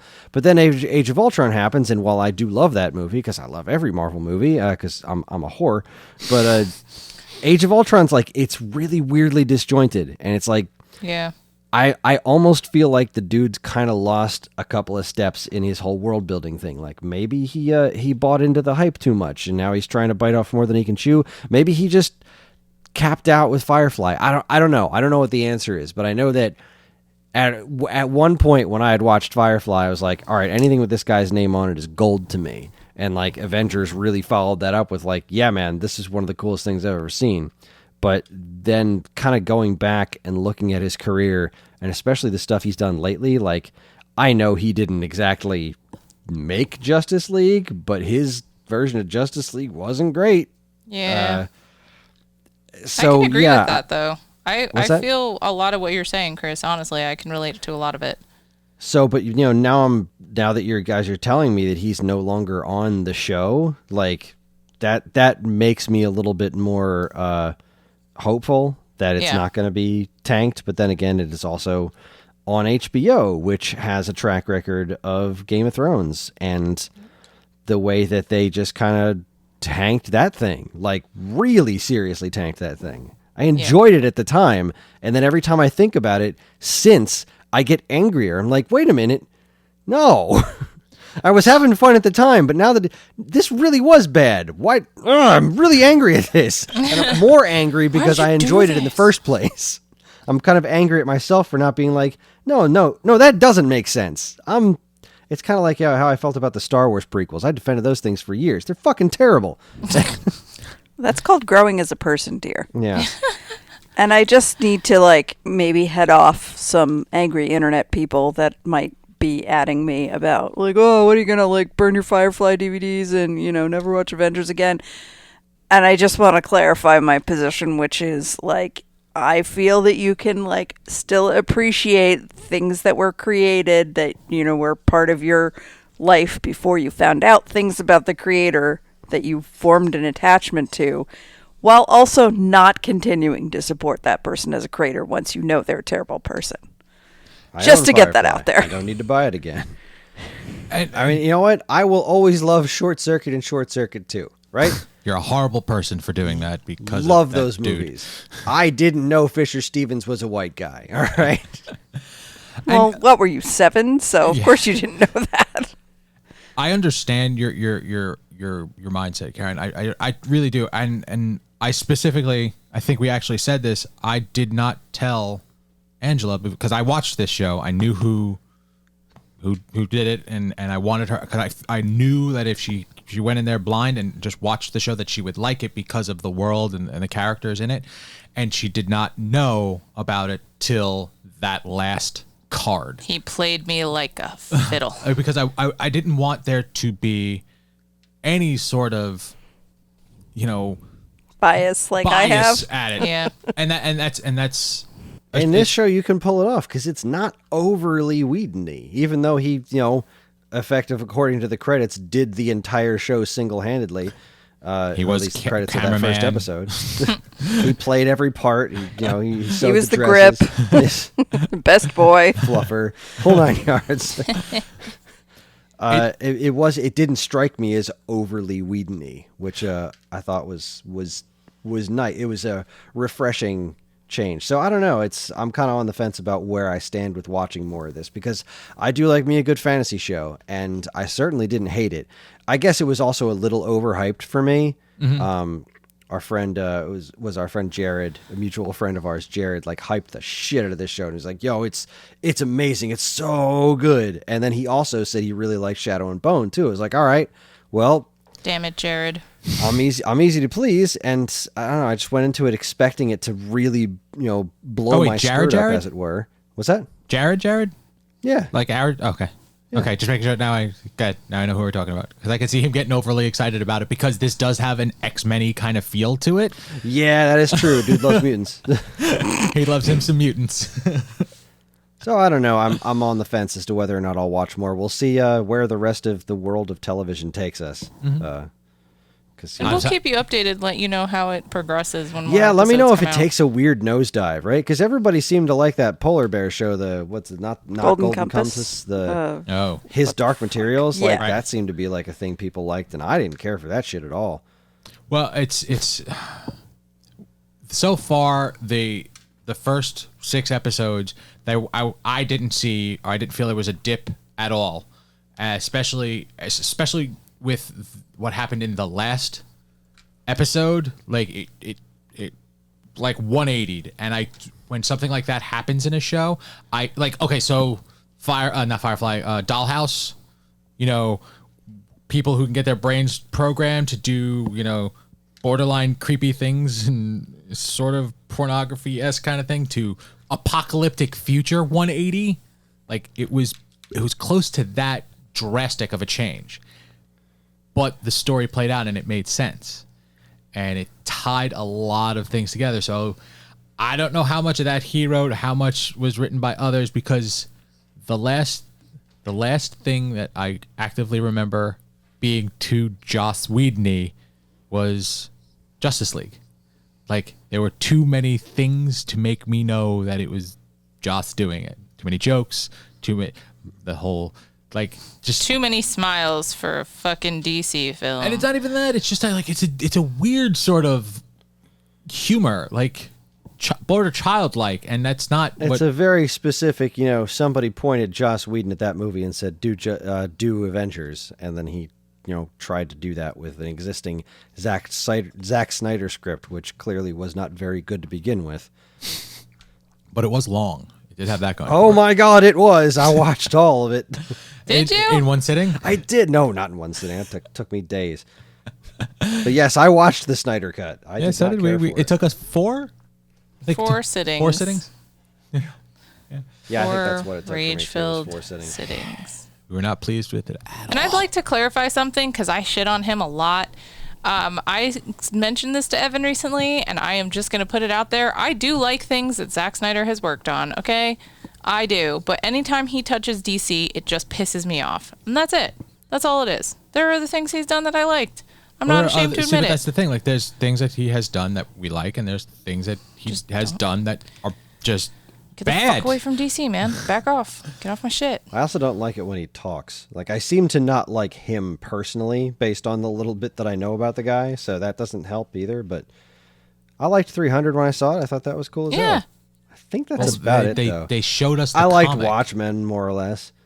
I actually don't care for Watchmen very much, but I don't really like the comic book to begin with. I liked the movie more than I liked the comic book, which I think is relatively high praise because, Yeah, actually, okay, I'm really happy to hear you say that because I'm usually the person saying that, and then I have to listen to the internet yell at me. So, yeah, isn't that fun? Where they're like, "No, you're wrong. You like the comic book better." I'm like, "No, I really don't," because I sat there and read that whole thing, and it's all like, "All right, now something's going to be interesting, but now you're going to read 16 pages of some dude on an island that might have something to do with something later." There's a pirate ship at some point, isn't there? Right? There's a whole pirate thing. It's I don't know. If I'm being honest, I saw the movie before I had read the comic, and I went back and tried to read the comic and went, nah.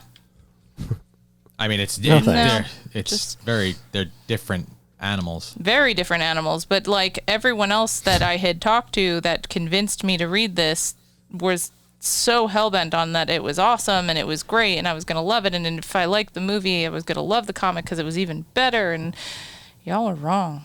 So I have a question for you, Chris, and this is leading off of the Zack Snyder comment. Seeing as you do a podcast that is now movie related, I want to know your initial impression of Army of the Dead, which is a 3-hour-long zombie movie.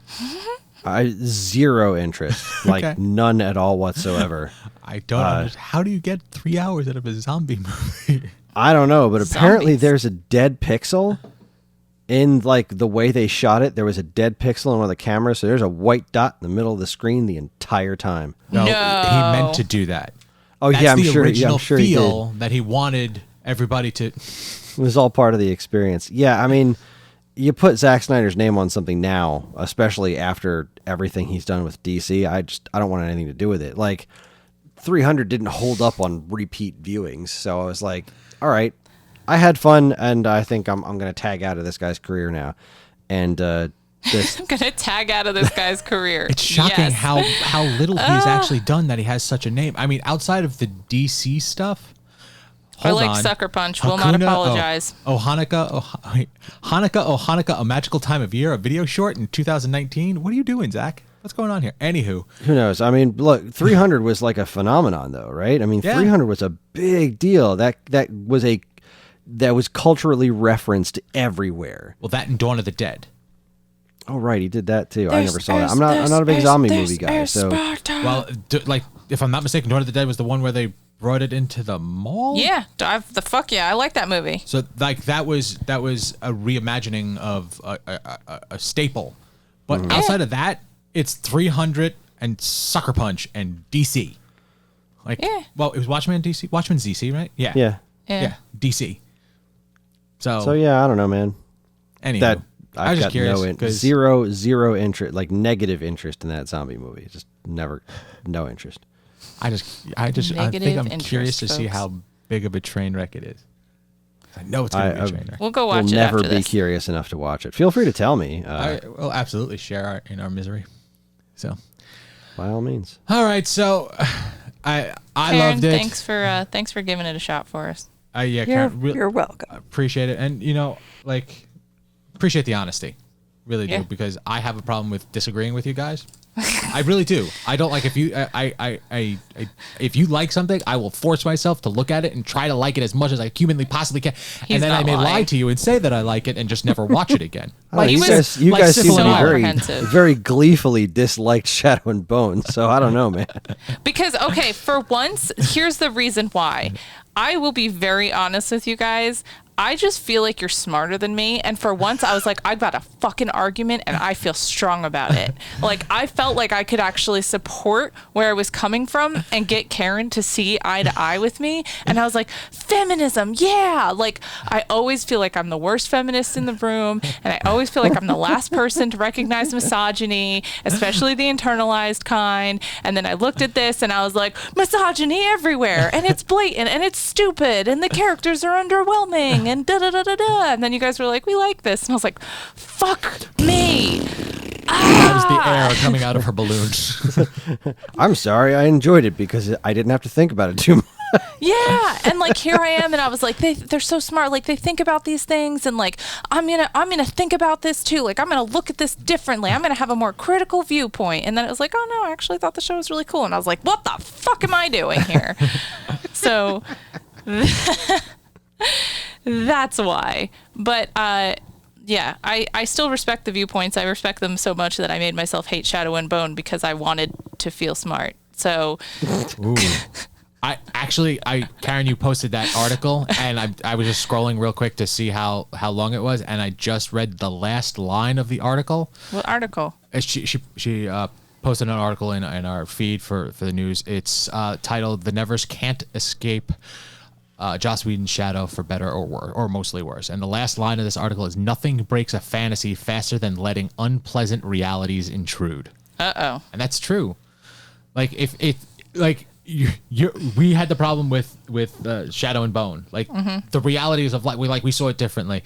You guys are looking, or Karen, I don't know if Chris is looking, but the Joss Whedon of it is that's the reality of the show, and we tried to not let that in. So I just I think for me as a creator and the number of things that I've seen, and I've gotten to the point where I've started looking how many famous classical musicians were fucking assholes, or artists that are their paintings are worth millions, and then travel through history from those points on to the present and think about the number of terrible people that have made art that has sold for millions of dollars that people have loved and recognized and worshipped and what the fuck ever.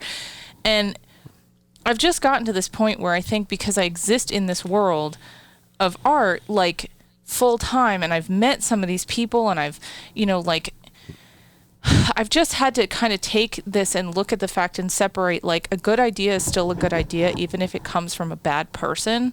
And so I'm trying to recognize that, and by all means, if the accusations, again, because I haven't seen that this has actually been proven or legally locked in, so I'm acting under the assumption that these things are true. And if that is true, then may Joss Whedon burn in the fiery pits of hell forever with Zack Snyder. But don't worry, Chris, sorry, I'll note it. I'll go back and take it. But I can't ignore the fact that bad people can still have good ideas, and sometimes those good ideas get carried by other people, and those other people are able to take that thing and give it life. he had a good idea. I can't argue with the fact that he has good ideas, that he has come up with great concepts and helped execute them in ways that have been entertaining and enjoyable. But like, as a human being, he can fuck right off. Like, that's it. I don't want to contribute to him making money. You know, it's right. It's like That's not the hardest eating at part. Chick-fil-A. Like, I love Chick-fil-A. Shit's delicious, but I'm just not going to do it anymore. And I like. Damn it! Now I want Chick-fil-A. Son of a bitch. Yeah, I always want Chick-fil-A. It's like it's literally everywhere here. Every third store is a Chick-fil-A. Unfortunately, genius can tend to go hand in hand with being a terrible person. Mm-hmm. Yeah, I mean, we were just Like- talking a little bit about John Cristofalusi from Ren and Stimpy. It's a total piece of shit. Like, you know, big surprise, but it doesn't change the fact that that show was huge for me when I was a kid. I still think it's hilarious that, you know, the first seasons that he did, the ones after he left the show, I think are kind of trash. And then the ones when he got the show back are worse than all of them. So, you know, who the hell knows? It's all weird. Sorry, I didn't mean to interrupt. No. It I was is the interrupting fact that Karen. She was in the middle of a sentence or something. No, it's okay. I feel like you guys get what I'm trying to say. I hope you get what I'm trying to say. There's a line between separating the creator from the content and then not actively engaging with it. So fortunately or unfortunately, depending on how all of this plays out, these people that have been deemed, whomever they may be, as horrible should not be getting any more Work, possibilities money. or works or because of the things that they have done to others. But that does not negate the stuff that they had done. That, like, Firefly is huge in my world. Huge. Okay? And that's a thing that I'm never going to lose. If, God forbid, Kevin Smith ever turned out to be a horrible human being, I'm fucked. Like, that's Or it. Ryan Like Reynolds. half your identity. If Ryan Reynolds goes down the shitter, that's it. I'm jumping off of a bridge somewhere. But It's true, listeners. He kind of loves Ryan more than me, but I'm okay with it. anywho. No, honey, no, I love you more. I'm sorry, that was what I was supposed to say.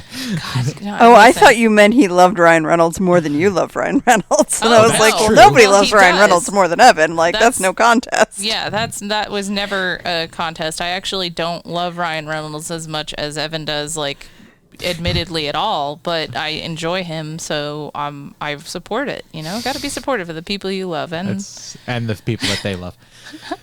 Oh, all right. I I think we've talked ourselves in circles quite enough. Yeah, Yes. I appreciate you guys watching, at least trying to carry it, even if, what did you say, in duress? Under protest. Under protest. I appreciate you doing it and giving it at least a shot. And I hope the listeners that are still here and have not cancel cultured us can understand that this is something that we talk about a lot because it is something that we are thinking about a lot, and we're still struggling with it. We don't really know the right answer, or the right thing to do, or the wrong thing to do, and we're trying to navigate this. So And it's just hopefully you can becoming more understand. and more prevalent in the culture that we live in. So At the end of the day, it's a TV show, and I have plenty to watch. it's very true. Like, Just it's repeat to even yourself, it's just a show. I just a should show, really just just relax. There it is. Well said. Well said, indeed. All right, Chris, let's wrap that up. Let's just ride that wave out. You got the spiel for us? I need like, I don't know, a minute. I need Okay. like 35 to 40 seconds of small talk here. all right, so absolute- Colossus right now. So Yeah, okay, update two me things. on Colossus. Two things. She in the middle of one of your deep talks, she's waving a piece of paper at me for me to turn and look, and she just throws it in my face, and it is the most glorious thing I've ever seen. Yeah, so Colossus right now has got his lumberjack flannel, which I still have to put the detail on the flannel. He's got a glorious mustache, piercing eyes, a badass sword, some wonderful work boots. And Evan is now taking a picture to post in chat. I have a feeling this is going to end up going with the show notes. Oh, good. I mean, I it's sent you something a we're talking reference image of a book cover on Instagram. It's a cowboy wearing flannel, but it may be helpful. Listen, it's the power of flannel, okay? I need it shared in all its forms, on all of its different body types. On all the medias. Yes, in all of the genres. Lumberjacks, So- warriors, cowboys. And on What's another the meat in media? odd topic, Hunters. I was looking at an I artist. did it. It's done. Okay. No one cares, Evan. He's done. Okay. I did it. I sorted all the beads, Oh, is all that the what you were perler waiting beads. for? It was I the just, beads? I I was thought it just was the sweeping up the last commercial. ones. I'm all done. Oh man, it looks wonderful. As Two does little this squares. Ron Swanson drawing. Oh man, that is freaking glorious. Look at that. I love the fact that he's holding bacon and a Yes. sword. Yes. He's got a bacon. He's got, what is the name of that sword? Idrisil or Yeah, something sure. like that. I totally and knew he's got the tied up shirt. He's got the Colossus armor going on. This is an abomination in the best way possible. You've got a real talent there. We're gonna have to take a picture of this to put in as our cover image Oh, God. because that's the title of the episode, whatever the word is. Oh, no. What have I done? I'm so sorry, everyone. You've created art, is what Well, you've done. you've learned hopefully what you've done is learn your lesson about not asking Chris what to draw. I have zero regrets about that. I'm sorry, listeners, that I roped you into this, but if I'm being really honest about it, I'm not fucking sorry at all. You're welcome. This has been so fun. This It's is a now in the world. masterpiece. And I'm going to make it the episode cover, no question. This is my gift to your eyeballs. Ron Swolossus. You can stare at this as you listen to our beautiful words and our very eloquent speeches. Where the hell is my script? There it is. Like I said, eloquent. That could be the title of every episode. This week's episode is not filmed before a live studio audience, but it Thank is God. fueled by feedback from listeners like you. And you can get in touch with us in a multitude of ways. We have an official Geekade Discord where there's an entire This Week's Episode channel dedicated to all things TV talk. We're on Facebook, Twitter, and Instagram through the official Geekade channels or the more specific Twepcast accounts. And of course, the four of us can be found in various ways. I'm available on Twitter at GeekadeChris. You can read my writing in the pages of Nintendo Force magazine and on StoneAgeGamer.com. And I run their YouTube channel too. You can watch me talk about stupid video game stuff. Karen, where can people find you? People can find me at just about any internet platform I am on at STM Stitches, including TikTok. I started generating content over there. It's ridiculous. Go take a look. You're my one and Angie, only where can people friend. find you? I don't do the TikToks unless I'm watching them, but I fully support Karen's efforts. You are now more relevant than I am, so congratulations. But you can find me on all social medias as at A for Not, or you can find me on Twitch at LaraCraft13. And what about you, Evan? Where can the good people find you? At Geekade_Evan at all of the socials. If you need to know more about the shows we discussed tonight or what we'll be watching in the future, have a look at our show notes. And if you have any other questions at all, we can always be reached at mail@geekade.com. Just include the words "this week's episode" in the subject line so we know who you're trying to reach. Not reach. This show is available anywhere fine podcasts are sold, including Apple Podcasts, Spotify, Stitcher, YouTube, and more. And wherever you decide to listen, please comment, like, and subscribe. Leave reviews because any and all feedback is welcome and appreciated. Again, as always, keep your eyes on Geekade for more fresh original content. Back to you, Evan. Thank you so much, sir. Okay, so next week is our news week, or next episode is our news episode. That's going to be in 2 weeks. And the episode after that, which is a month from now, we are doing a listener request. I'm gonna tell it to you now because it may take you a minute to find it. Danger 5. So yeah, I think it's on YouTube. Not 110 on that, but it definitely looks like something. So yeah, all right, It's something. that's it, guys. Thank you so much for tuning in. From all of us here at this week's episode, I'm Evan. I'm Karen. I'm Angie. Da-na-na-na-na. Dresses. Good night. And this concludes our broadcast day.